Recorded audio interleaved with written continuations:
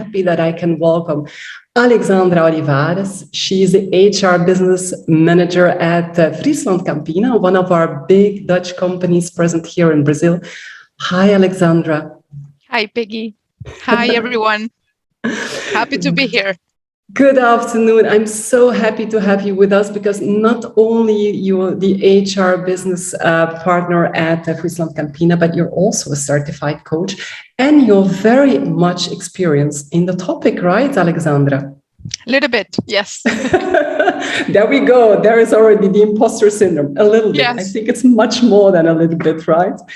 Hey, but I would like to give the stage to you. I would also like to welcome not only the people of Dutcham, but also all of the fans of Dutcham, the people who have been following us. I would like to thank also the guys of the Diversity Inclusion Committee, because what I didn't mention is that Alexandra also is part of the Diversity Inclusion Committee of Dutcham, which is an extraordinary group. And together with the team, we have been put together this workshop driven by Alexandra, obviously. And I also would like to welcome Alexandra, the team from the St. Paul's Business School in São Paulo, right? Because you also have fans from this side that are joining us today. So welcome to all. I would say, Alexandra, the stage is yours. Let not us waste more time. The stage is fully yours. Okay, so well, thanks, Peggy. Thanks, everyone, to have you here. Really feeling like an imposter with so many people. And I would like to start just explaining that in Friesland Campina, we are part of a multinational dairy company, one of the largest in the world, producing different kind of ingredients, but also B2C products for the dairy industry and market. And we believe in the power of we, so I am part of the diversity and inclusion ambition of Friesland Campina in the committee. And we work in 4 different areas, focusing on empowering women, honoring different cultures and religions, including mental and physical disabilities, but also sexual orientation. So this is one of our general introduction to explain our strategy very quickly. I would like to share a video, so if Duda can help me, a really nice video about our ambition. Specifically for empowering women, we want to achieve gender parity. We believe in the power of we. Diversity and inclusion is important to Friesland Campina because it helps us all win. Our diversity means that we can connect even more strongly with all of our existing and new consumers and customers. Being inclusive means that we can connect and experience and tap into all the great talent that we have working for us. Diversity and inclusion together simply makes for a stimulating, creative, innovative and attractive workplace where we can all bring our whole selves to work. We believe in the power of we. We believe in the power of we. The power to journey towards gender parity in management by 2030. The power to embrace differences and provide acceptance for all. The power to create an environment which empowers our people to speak up. The power to recognize that everyone has talent. And all talent is valued. The power to make people feel heard and respected. The power to help every employee unleash their nature. We believe in the power of we. We believe in the power of we. We believe in the power of we. We have translated our ambition on diversity and inclusion in beautiful and sometimes even bold statements. But it only comes to life in the things that we do. The small day-to-day things, what we do, what we say, when we interact with our employees. We all can be that role model. And it's okay to try and to learn and to become better the day after. An inclusive and diverse organization, because we all deserve it. نحن نؤمن بقوة نحن. Kami percaya di kekuatan bersama. Temana o mato. Gücümüze inanıyoruz. 我们相信我们一起的力量。 Мы верим в силу наших людей. Împreună suntem mai puternici. Wij geloven in de kracht van wij. We believe in the power of we.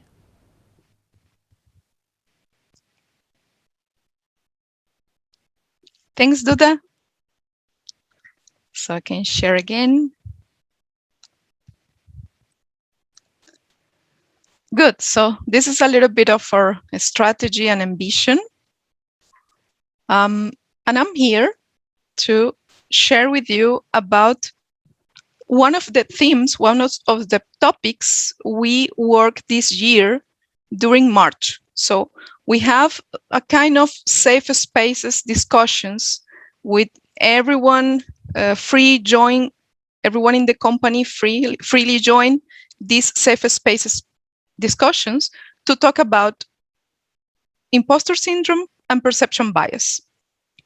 So we did that, and I'm sharing with you a little bit of this kind of content because it's really important to women but also men in general. And we will discuss here as a safe space place with all of you, what does it mean to feel like an imposter? Because it's not a mental illness. It's something very common in the market, in the companies. So I wanted to share with you a little bit of examples, cases, and strategies. And I will start sharing the history of Anna.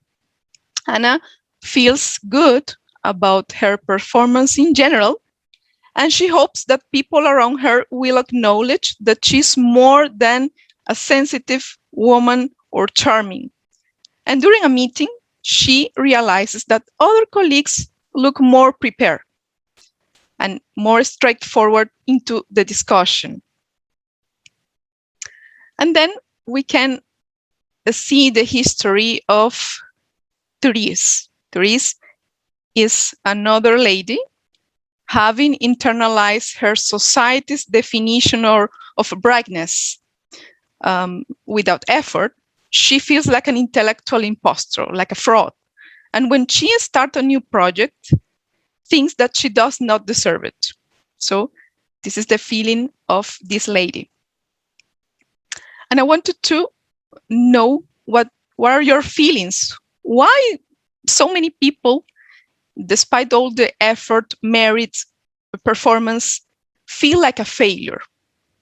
Why they feel like that? What are your thoughts on this? So please use the chat, because I love to have a conversation and not only me like a facilitator. And Dura can help me, or Peggy. Why do you think that so many people feel like a fraud or like an imposter?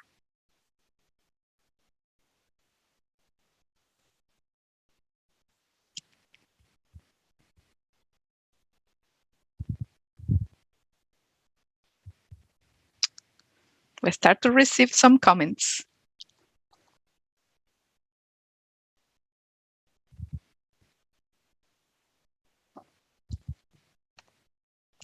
So comparison, lack of self-awareness, great. Yeah. Fear to fail, anxiety, insecurity, great. The way we raise, right? So education, cognitive bias, fear to be wrong or fail, really nice. Thanks. So you are right. We have some common root related to this phenomenon, and people like Cheryl and so many people that we recognize really brilliant feel that way. So she said, every time I took a test, I was sure that it had gone badly. So the thing is that there is a biological reason. So the brain, in front of something new, the brain process emotion, the brain is trying to identify danger. So we can feel low self-assurance. We can feel that we are not ready and feel anxiety, fear. So remember that anxiety is fear about the future or about something that we don't know. And we need to go into a sort of two ways: over preparation sometimes, or procrastination. And then when we deliver that project, we're feeling a sort of release. And if we have a good feedback, a positive feedback, we don't accept. And then we go into a new project, I start feeling again, we are not able, we are not capable, and this is like a cycle. So we said, no, it's just luck. It's not regarding my effort or my competence. So this is really something that I see as an executive coach and an HR working mainly with women in the market, like a natural cycle of biological reasons in behind, but also cultural reasons. So here, I'm sharing with you some of the main causes. The first one is related to unconscious, but also conscious bias. So I wrote like an example. In the past, there was a career opportunities in sales, and this implies frequent traveling. But one of the candidates was a mother of 2 boys. And the leader, the hiring person, said, I will not include her as she is a mother. She must not be able to travel. So also, we are part of our families and specific cultures. And within any family dynamics, we listen things like, oh, girls must be educated, very kind, well-educated, and always helping others and listening to what your brother says because he's the man at home. This kind of information. So it's important to recognize that one of the self-perception causes is not having enough self-esteem. I remember every day my mother, because she was not a psychologist person, because in Venezuela, psychologists 60 years ago said, oh, they're like strange people or very not proper, polite women if they study something like psychology. So my mother didn't finish her university. And then every day she said, it's really important to be yourself, take care of your self-esteem, and be prepared, study a lot. So this is really interesting, that inefficient self-perception and self-esteem is one of the root causes.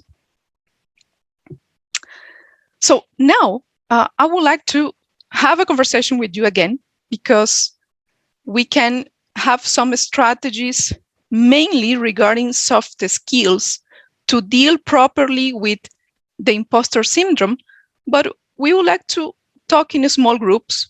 So we will create breakout rooms, and you can just have a conversation with potential questions. So the main question could be, have you ever experienced this imposter syndrome? And what do you think could be internal resources or strategies to manage your imposter syndrome? So after that, I will share a little bit of practical actions, but we also learn together from your experiences. Hoppa, hoppa. See everybody coming back. Oh, and you've been sweating. I see this. You've been sweating. I see a lot of faces like, oh my God, this was a difficult discussions. Look at that.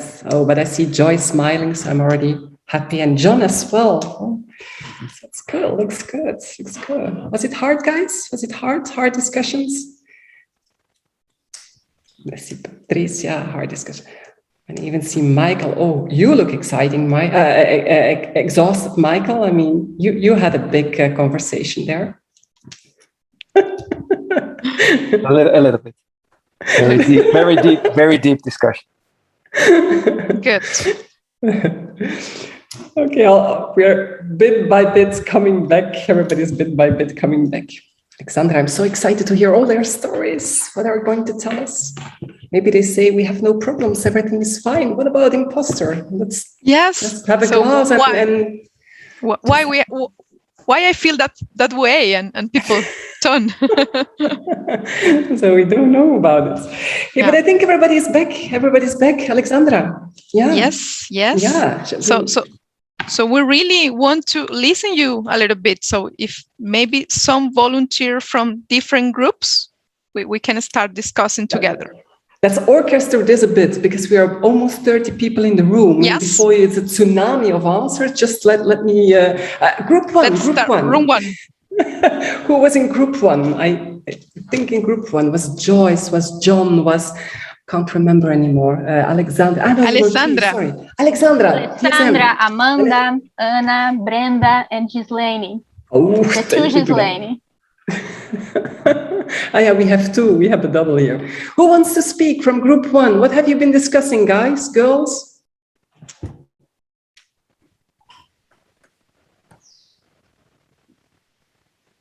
That was a quiet group, looks to me. Yeah, we position ourselves in terms of, so what's the difficulties we have as an imposter. So some of us have the same, so position yourself, you have a low self-esteem. So in general, we talk about that. But I think that Alexandra can also, Yes, I think I can also add, the team mentioned that sometimes we try to do things as best as we can, and we still feel that it was not good enough. So this perfectionism around trying to be perfect. So sometimes that happens, and some people mentioned that happens to them, and the others said that they could relate to that a lot. So that was something mentioned. Also about career, feeling not prepared for a role, or question a lot ourselves if we're prepared for that, or putting a lot of tests for ourselves, trying to accomplish several things and prove ourselves that we can handle a lot of workload, and maybe becoming frustrated because we overloaded ourselves with a lot of tests and projects or something like that. Very nice. Thank you. And so I think this is really important to start discussing about the perfectionism. So this is a trap. So we need to develop vulnerability, which is a common word in the workplace today. It's not only Brené Brown talking about this, because the world is changing so fast that we are not ready. So we have to be vulnerable. So thanks for your contribution, the group one. Thank you. What about group two? Someone, how was the discussion there? Dude, I will choose the volunteer, I think. The Chinese volunteer. Because we know who was in group two. Who wants to speak for group two, please? That was Helen, Jessica, Alexandra, maybe. Don't be afraid, guys. Hello. Group two. Somebody wants to speak there, please? I can speak. Jessica. Okay. I was seeing if anyone wants to speak, but I can try. So basically we had a conversation about also that we need to understand the environment that we are in. So sometimes it's important because we feel that we maybe are making this happen. How can I put it in an easier way? We are putting ourselves in a situation sometimes, but also how can I be in that situation in the environment that I am. So this is really important because sometimes it's difficult for us to understand if it is the time that we are flexible enough in that situation, or if we are not being so I'm missing the words. if you are you can not say it being in Portuguese, Jessica, as well. No, it's not because the language, it's because of the situation that I'm not handling how to put in an easier way. Because sometimes if the environment does let me to be how I think I need to be in the situation, maybe this is quite difficult to happen. And so how can I understand if I am putting me in a situation or if the environment doesn't allow me to be what I need to be? This is what actually what we... Great. Let me see if you get it. Jessica, you're telling us a really important point. We have two general strategies to deal and to have good responses in front of this feeling of inadequacy. So we have external environment, stimulus, people, so diversity, but also inclusion to be able to be yourself. So this is something that the corporate world is working right now. And then you have to be authentic, or we want to be authentic within that place. So this is the internal resources. So really good strategies need to fit into these two general ways. So look into yourself, but also being in the place. And that's the reason why sometimes people are suffering, sometimes anxiety or depression or burnout, because they don't perceive they're not in the right place, nor is related to their best self, their authenticity, authenticity. Yeah, perfectly. Thank you. Thank you. I think we will go deeper on all the topics, I think, yes. Alexandra, and also what to do about it, because yes. I mean, this is also something, we're putting now a lot of things on the table, but continuing this, and then I'm looking at group 3, just to add more on the table. Group 3, and then then I can look at Joyce and John and the whole team. Joyce. So we discussed a few things. We all have experience, of course, in terms of internal resources and strategies to manage. We've mentioned ask for help, ask for feedback, sort of break down the project into smaller kind of tasks so it feels like you can achieve. And also look before with things that you've done before and what you've achieved, so you don't, you've done it before. To think about what's the worst thing that can happen, what it could happen in that situation. And the last thing, since we are in Dutcham, which is Dutcham, Brazil, I was mentioning also kind of how actually the Dutch culture can help with that, in a lot of ways. I spent 10 years in Holland, and I think the Dutch kind of courage and to be really strong, you have to say your opinion in a meeting, you have to you can't just be hiding behind your desk. So I think that Dutch kind of courage and the Dutch culture and personality can definitely help with the imposter syndrome. Yes, really, I agree with you, Joyce. Yes, even the language, even the Dutch language is just like already so strong. So oh my God! Yes. The solution is we have to give some Dutch classes here. Don't go this way, guys. Don't go this way. Can definitely help. But Joyce, did you also mention in the group? Sorry, Alexandra. Did you also mention in the group some things that you experienced that leads to an imposter syndrome, or that can be defined as an imposter syndrome situations? Like the other groups were mentioning issues, problems, because you're already going to how to handle it. We didn't go so much specific on projects, like just everyone saying how they've experienced that. It was really nice to have John on the group as well as a man, to hear from a man perspective. Perhaps he can also say. We are asking him, his opinion. Forgot her name now. I think Marcia.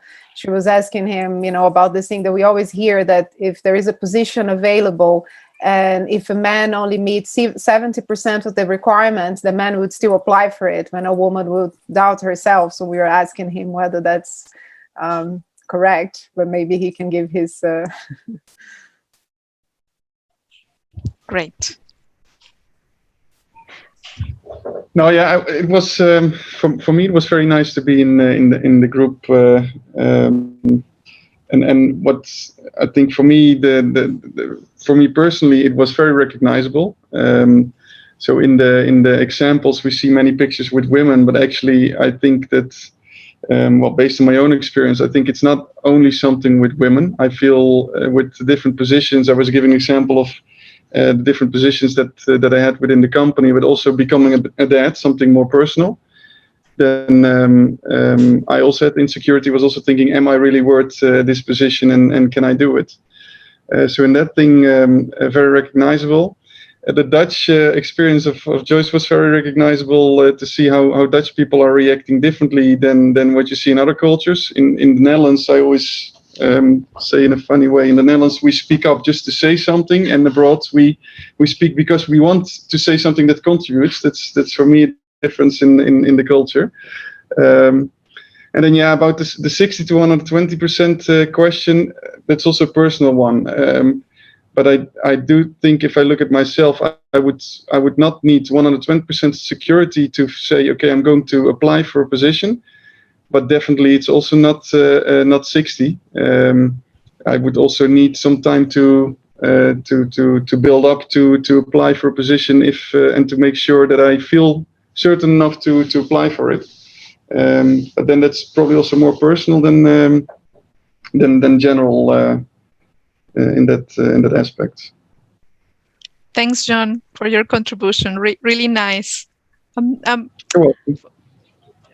For me, there is something that I forgot to explain at the beginning that is a natural or a biological reason why we feel imposter syndrome, and is that in general we have a motivation to be accuracy. So we want to do a good work. So this is one of the basic motivations for a human being. But also we want to be part of, we want to be recognized, and we want to feel like connected or being part, have this sense of being in a group. So we can feel or ask, will I fit in? Will my colleagues like me? So in every new job, this is a basic motivation that implies some kind of behavior, but also emotion. So an emotion, a feeling of anxiety is really something very common in front of new positions. And there is another fact in the behavioral science that I really like, is called negativity bias. So for example, I'm talking now in English, but I learned English as an adult in my 20s. So 20 years ago. So please don't record that. So when I learned English, I remember my husband having a conversation with me, like a training, and he was just logging because I was really bad. And I remember that this was really bad to me, this joke, or this is something that the brain always do, recognizing and registering in the memory everything that is very negative. So the worst experience you will remember forever. So when I have to have a conversation or to train in English, I always remember that, and I said to me, I'm practicing a lot. So I will not be perfect, but now I'm able to have a conversation with mistakes because I'm Venezuelan. I'm not an English or an American speaker. So this is really nice, and I remember that, and I wanted to show you a little bit some more strategies and facts based on behavioral science in the coming slides. But let's go back to the group. The third one. I think we're in the fourth one now. The fourth. Yeah, the fourth. And let's also ask another man. I think it's cool to have men talking here as well, right? No? Huh? Let's focus on inclusion. I will pick a volunteer. Michael, you're still there. He will be mad at me afterwards. Mr. Michael. Yeah, voilà. I will be mad at me, but I pick you. I will be mad. Tell us, Michael, what has been discussed quickly there in your group? We had quite an interesting. I was with Roger and with Patricia in the group, and I think Roger started our conversation saying that he's pretty detailed and very critical on his own work. So he said it's very difficult for him to appreciate. Sometimes he gets very positive feedback on his work or on his tariffs, and he says he's very critical. So he looks, and I said, yeah, I sort of recognize that you always want to, because I'm pretty detailed as well. I want to always think about, I could have done this better, I could have done that better. So very self-critical, and we said, we sort of try to figure out what can we do to more enjoy the positive feedback you get from a job, and not directly look at, I could have done this better, or I've done it 99% correct, and this 1% is the thing I'm worrying about. Instead of the 90, I'm not really taking pride of the 99% I've done well. So we had a conversation on that. It was more about trying to focus on the positive, on the first look at the and appreciate the feedback you get. So not trying to put yourself down with basically looking at the negatives, or maybe self-criticism you want to directly go into. So that's what we discussed during our group. Wonderful, really nice. Thanks for sharing. So it's important, an important role of leaders to Yes. focus on not only let's do something better next time, but also celebrating a small positive things and efforts. Yeah. Yes. And we should also recognize that, indeed, Alexandra. I mean, if they give you a good compliment, sometimes we say, well, it was not so good, And if they didn't give you a compliment, they say, hey, fuck, they didn't give me a compliment. I mean, so it's also our part, I think. Thank you very much, Michael. For the fifth group, I see Rodrigo there. I'm taking another man here, if I may. Rodrigo, well, there's me and there's also Patrick. Okay. Sorry, I saw your face. No problems. I can talk, and if anyone in the group wants to add something, please feel free to contribute. Well, in our time in our group, we had that. It was like a pretty nice talk we had.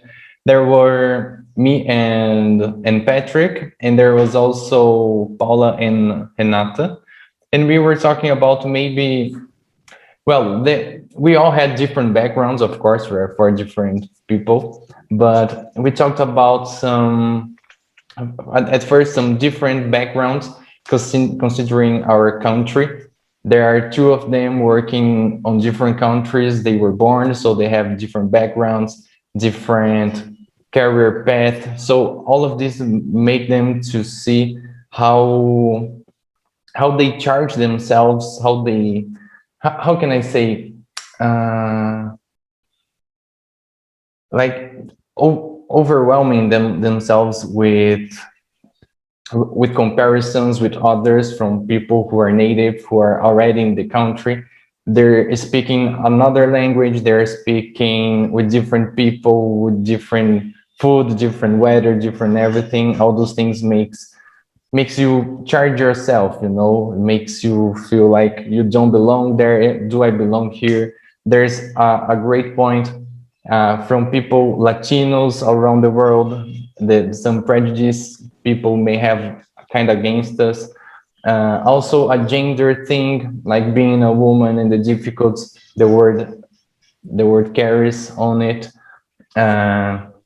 There's also a different background, considering I am in a company. I'm not saying it's the case right now, but if I'm in the company and sometimes I am not lucky enough, or I'm not prepared enough to get promoted, to be in a nice project, to get the recognition. So all those things makes us feel kind of out of place, like misplaced.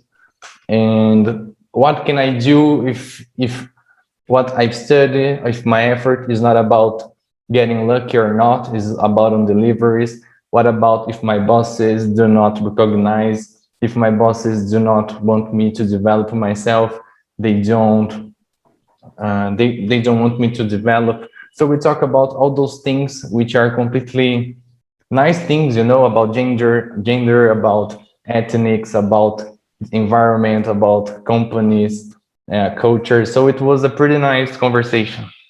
I don't know if anyone in the group wants to add something. Yeah, if I can just compliment what you were saying, Rodrigo, thanks for that. But I think that Patrick was saying something that was quite interesting too about the differences between being the way that we were talking about ourselves as being less or being incapable of, instead of the tasks, literally what we do. So that was really striking for me because Alexandra and I when we started the conversation, and we were really talking about things that we are not, and that we, it's really the difference, the verbal difference between being and doing that I thought that he mentioned that was super interesting. That's really, really important. So if you can connect with your values and not with temporary bad results. What are you and what do you do? Sometimes it's not aligned, but you always have opportunity to improve and be self-punishing in this sense. Great. So I think... Want to add something, Patrick? Yes, Alexandra, if I may, it's a bit different. What we realized in the group, we presented ourselves about the syndrome, and we all talk about us, and none of us say what we have achieved or failed, even nothing about outcome, just our perception. I've got the wrong education, I'm in the wrong place, the company is going to outsource the service, or what I'm doing there. But it was all about our perception rather than achievement. And I think this is also what Paula was saying. It was not so much on facts and outcome, much on a perception of something, with and centered on us mainly. Great. So we need to really go back to the facts or achievements. So if we had achievements, in the next time I'm able to have again. So that's really important as well. Thank you. So let's go. What do we do with all of this, huh, Alexandra? Yes, because, let's go. Now you have all this bunch on the table, and then yes, let's go for basic ways, really practical things. And sometimes what I see in the market is that for soft skills we miss references. So we're really preparing ourselves in technical or functional expertise, but we don't take care of our self-esteem and our self-confidence. And I'm not meaning being arrogant, or trying to be really feeling I'm able to do anything. But is the acceptance of our strengths, of our strengths, and also being able to prepare and to achieve our goals, assuming that we are not perfect, we are not ready. So having the confidence that I can learn and looking into the mindset for a growth. So self-esteem, self-confidence, and a growth mindset are basic internal resources. I always like to say that sometimes in a corporate world, we are in front of challenges or negative people or not really good leaders. And I like to ask, if this opportunity, if this person is doing that and you are not agree, this is an opportunity to practice your assertiveness, or you can put your boundaries and saying, this is not what I want to do, I'm not agree. So we need to have this self-confidence to say, we have here some biases, I'm not agree, what can we do? And you can deliver a solution. So this came from inside. So driving our decisions and gaining emotional independency without expecting to get recognition all the time. The best recognition from ourselves. And specifically, I like to think about identifying what is your own pattern in terms of what are the causes, your really specific situation and history, and how you can manage your strengths, and also the fact that sometimes you have a specific emotional triggers. So, for example, I have an emotional trigger every time I have to present in English. So I can do some preparation. I can listen a good music. I can see that I'm not with so American people here. We're all foreigners talking in English. So I try to deal with my own pattern. So this is the way I can find a strategy for my emotional triggers. And always we can do as well the practice of being vulnerable. So every new opportunity is an opportunity to learn something. So new experiences, trying to go into this kind of workshops and then discuss, because the fear will disappear. Emotions are really fast, but then we can feel relief. So what is unique? And let's try to use this uniqueness and practice and being able to participate in different experiences so we can reduce along the time this kind of feeling. And there are some research behind embodiment theory. I'm not sure if some of you know about this theory, and also the executive presence skill related to communication, mainly nonverbal.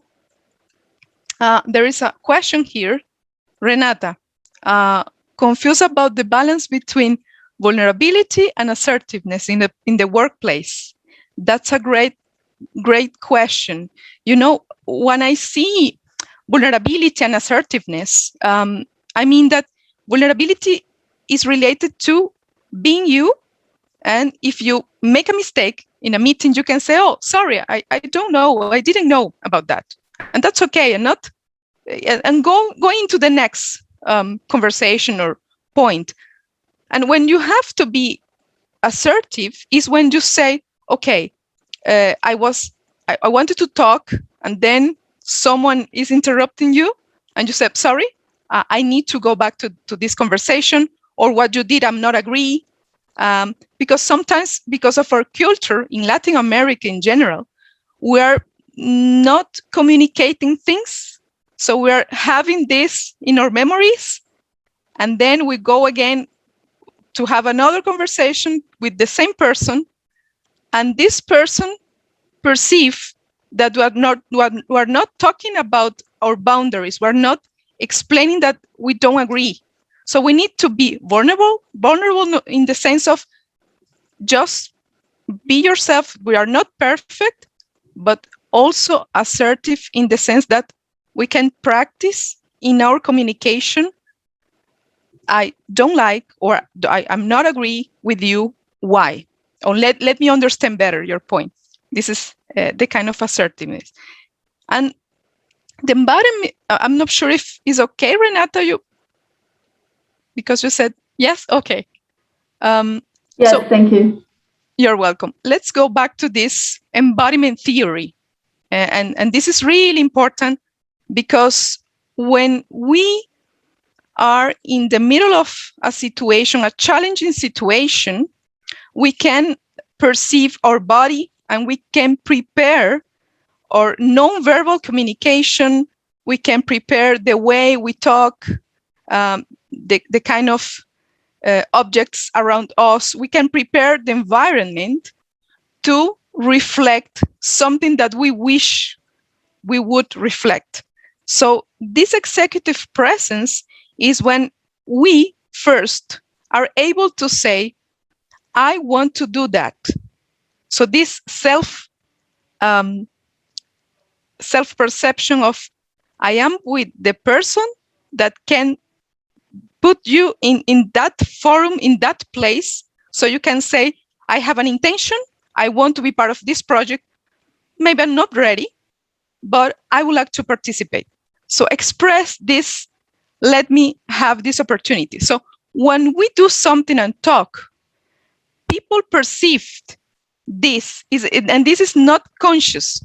This person is really with this intention to do. But also we have to be careful with our gestures, with the way we talk. So this non-verbal communication, which is more than 70%, the most important part of a communication, influencing with the non-verbal communication. So we can prepare ourselves in specific situations to have better communication, non-verbal. Also, we need to show not what the market or what other people said that you have to use, or you have to use your own style. And taking care of our image is important as well to feel better. So everything we do to feel better, to feel more prepared, and this is related to disembodied mood regulation, body posture. This is important to send a signal to the brain that we are ready to do. Then the brain can say, okay, so let's do. And it's a two ways. The book Dare to Lead, yes, gives some great tips on the balance between vulnerability and assertiveness. Thanks, Joyce. That's great. So let's put here. Okay. So now, one of the most important parts or strategies when we studied imposter syndrome is that we need to recover, we need to remember what we have that is unique. So I would like to have an exercise with you. This is individual, but we can share in the chat, or if someone want to talk. And the idea here is that we can recognize a specific time or situation when you were acting the way you were born to act. So I'll give you an example. When I was around 5 years, I really liked to practice in teaching. So I was in my room with a lot of books, and then going into some children. There were no children, so in my mind I was a teacher. Then I grow up and be accountant. So let's remember a situation when you were acting the way you were born to act, and think about a minute, just for a minute, and then share if you can find this memory and how are you feeling when you recover that. Let's see the chat.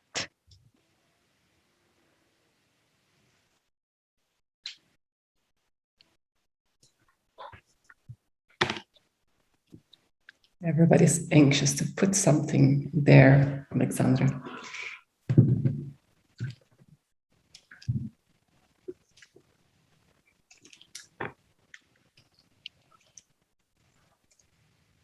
If somebody wants to speak, can also write. Yes. Hi, can I speak instead of writing in the chat? I think it's easier. Absolutely, absolutely. Amanda, right? Yes, right. Hi, go ahead, dear. Hi, nice to meet you. I usually feel like that when I'm writing, whenever I'm writing, but it's also a really personal time for me, and I don't really find it easy to share with people.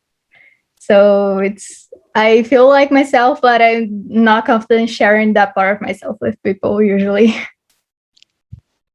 When you're writing, Amanda, is that what I understood well? Yes. When you're writing text, a book or something, whatever? Yes. Okay. And Amanda, can you share why do you think you are not sharing? I'm afraid it's not good enough, or just this pressure I put on myself. Understand. And after our discussion, because everyone here feels the same sometimes, after this discussion, what do you think could be a good action to change that? in general, just embrace myself more and value my voice whether it's good enough for someone or not. It should be enough that is good for me. And since I feel like myself and I'm doing it, then I feel good. So why shouldn't I share this, right? Great. So this is a good way. So you can remember that exactly what you said and then try. Thanks. Yes, thank you. I see Anna raising the hand as well. Anna? Hi there. Do you like to speak? You raise your hands. Yes, I'm sorry. I was trying to unmute my microphone. Tá bom. Go ahead, dear. So, hi, everyone. I just want to share something. At this pandemic, I'm studying a lot about exactly this, about ourselves. This kind of thing that she just shared with us happened since a long time ago. In the past, a lot of writers, especially women, wrote with men's names because they were afraid. And we have a lot of really good books that women written by a man's name. So what I think is we are the first generation that are stopped and trying to think about our feelings, about why we are making what we are making today. So we are discovering ourselves. And this is amazing because our best thing is ourselves. If we discover about us, then we can lead with all things of our life better. So it's time to look into us and discover this kind of thing. And then that's why I guess we are here to know a little bit more about this syndrome that we all feel. So it's just normal. We just have to look into ourselves. Great. So that's all. That's great, Anna. Thanks a lot.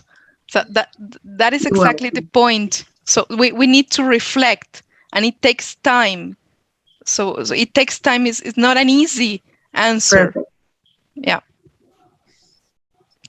Exactly. And sometimes we think it's something that is not existing, but now we talk with all of these people together, and then we understand, right, that it's not that you're not the only one who's having these thoughts, right, Alexandra? Yes. Yes. I saw also Lais, I don't know if I pronounce it well, Lais, putting a question there into the chat, but I'm not sure if this is, or the situation, but I'm not sure if I understand well. Lais, can you just tell it, because I don't think I really understand when I read it. Maybe you can just share with us. So the question was being your best self. So when I was younger, I usually spoke my mind and more frequently, and I would be more informal. And nowadays, I'm afraid to be more informal, and people will not take me serious because I have already a face of a 16 years old, and if I also be informal and speak my mind, people won't take me serious. It's just this that I meant. Thanks, Lais. That's maybe another syndrome as well. That way, I have the same, that I still think that I'm 20, but obviously I'm not anymore. But that's maybe another workshop. But we recognize this, I think. This is. I saw somebody else also. Thank you for sharing that. I saw Renata putting something there. Renata, you want to say it in the group? Yeah, sharing the same as Lais was saying. So just sharing some memories of a time when I was acting the way I was born to act. It's a very deep, challenging question. And it took me a long time to get to that memory, but I think that also speaks to this quest for freedom and being more able to, be informal and just follow your intuitions and instincts more than, you know, respond to these rules all the time. So I think that I felt that when I acted in a non-professional way. Yeah. Sometimes we want to be too formal, no? Too perfect, Yes. too much into, oh my God, we're in a corporate environment. We should do like this or do like that. And, Yes. and then we lose a bit the natural thing, right? Yes. And we forget that the main way to connect with people is being human. So you don't need to be a specific person or to play a role. You need to be human, and really like enjoying the conversation. And just until the end of this presentation, I just wanted to share something that I'm doing almost every month. So when I have to do something new, a project or a class, I try to prepare myself in going back and remember my achievements. Can be something simple like a positive feedback. So if I'm anxious in front of something new, I really like to go into my LinkedIn sometime and seeing that I studied and I learned and I play a role in a company or outside a company. But this is a really good way of preparing psychologically to remember that we achieved something. We can also remember why we achieved, what we did, what we felt, what were our thoughts that time. And this is one of the most effective way to manage imposter syndrome. And this, but also taking care of yourself. And if you are not feeling prepared, you can say, okay, this is not the moment. Let me think, and maybe next time. So we have to balance celebrating achievements, deciding what is the next project, if I'm feeling ready, if I want to do it, and not just putting pressure to accept everything. So see, these are some strategies, very simple and practical. Let's see the chat. Oh, that's great, Renata. Renata kept a folder with all the positive feedbacks and positive emails. Oh, that's really nice. Really nice one. WhatsApp message with positive feedback. People, good people, friends, good leaders are someone really important to remember that we are ready, or it's normal to have to go back and have a conversation to feel, okay, this person can give me this sort of energy. So I'm doing. I think it's an important one, Alexandra, what you say. I mean, I think you have a lot of people that, I think there are two categories of people I always call. I mean, the people that take your energy, just eat your energy, suck everything out of you. And then you have people that just, give you just by simple things, but just can change the whole world for you, just by simple things. So, and I think we also need to learn to surround ourselves by just positive people. I mean, the world is full of people. Just pick your friends, right? Pick your people around you. And well, obviously you can not always pick your colleagues and your boss, but I mean, just make yourself be surrounded by people who give you just positive drive, right? Yeah. That's important. And taking care of health is something really important, because if you don't sleep or eat, or if you are tired, you can feel an imposter. It is normally because you don't have energy to think.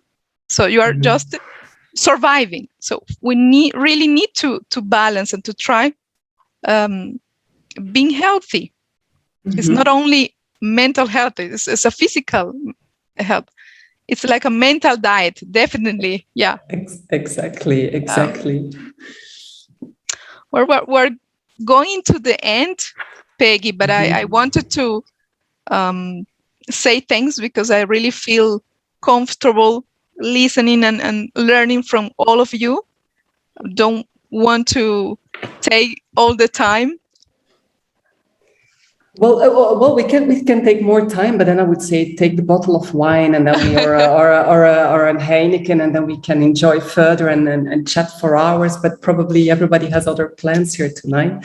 But indeed, looking at we're going to the end. I think we say a lot of valid things, and if the key message here is, Alexandra, I think also that this is not just the experience or the feeling that we have ourselves. I mean, a lot of people are in front of this what we call imposter syndrome.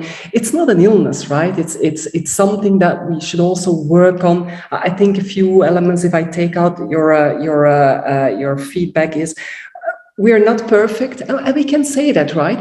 It's absolutely okay to say that we're not perfect. If you screw up, well, then you screw up. I mean, if you make a mistake, if you say some stupid remarks, if you ask some stupid questions, so what the heck? I mean, there are tons of questions and answers afterwards that could be really good. So, but don't try to focus indeed too much on what goes wrong, but what goes good. It's in fact a little bit of a pity that we need to keep these messages in our mailbox and in our WhatsApp just to reassure ourselves that we are doing some good things. I mean, this should become automatically, right? So yes, it's not a disease, and small things make a difference.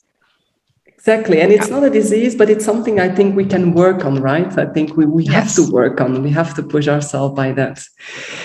Hey guys, other comments, other remarks, somebody who still wants to say something here in the group, want to speak out loud, go ahead, spit it out, say it.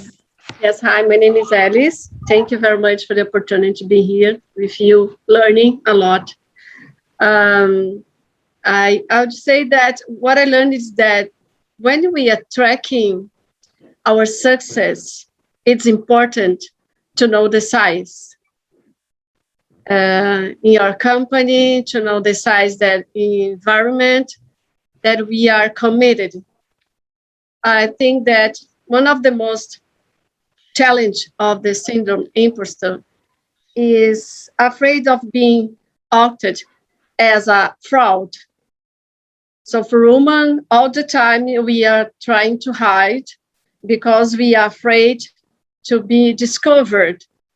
We don't give much value in our success, in our construction. And I think it's mainly because of the structural society, the family, the way that we grow. So thank you very much for the opportunity. And I will tracking my size when tracking my success. Thank you, Alice. Thank you very much. Thank you very much for the comments. More people that I see that Renee is saying that take your job seriously, but take yourself lightly. I love this expression as well. I think it's very, very true as well. Well, if no, I don't see raising hands anymore, then I think we can close this session. Please let us know what you thought about this session. This is the very first time that we did something like this. Thank you very much, Alexandra, for giving this really nice insight.